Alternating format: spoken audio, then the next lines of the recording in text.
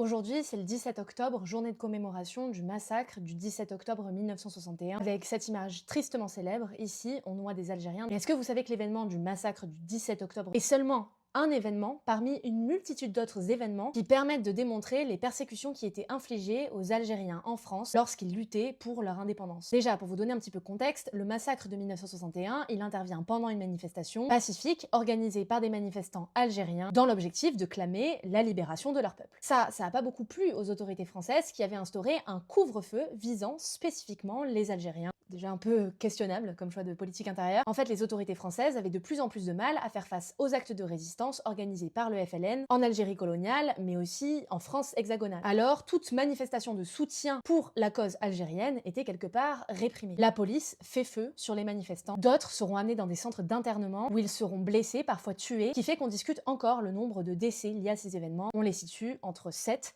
et 200. Et cet événement, il a déjà eu lieu plus tôt, dans les années 50. Il y a eu un premier massacre, le 14 juillet 1953 à Paris. Les coups de feu de la police provoquent la mort de 7 personnes. Il y a une journaliste, Madeleine Riffaut, qui travaille pour le journal L'Humanité, qui révèle des faits extrêmement alarmant. 7 mars 1961, elle révèle le scandale des caves qui chantent. Des tortures seraient pratiquées dans les commissariats de Paris, notamment dans le commissariat de la Goutte d'Or, par ceux qu'on appelle les harkis de Paris, des supplétifs musulmans engagés par les autorités françaises. Comme je vous le disais, tout ce contexte de montée des répressions est lié au fait que les autorités françaises peinent à faire face aux forces de résistance algériennes. Les policiers sont de plus en plus exaspérés de ne pas parvenir à arriver à leur fin. Alors, dans les semaines après le 17 octobre 1961, les cas de mauvais traitements enregistrés augmentent. Et toujours à l'encontre de personnes originaires d'Afrique du Nord. Dans les centres de détention, dans la rue, dans les commissariats, les Algériens et par extension les Maghrébins ne sont plus en sécurité. Ceux qu'on appelle les FMA, les Français musulmans d'Algérie, oui parce qu'on les a mis dans une catégorie, sont régulièrement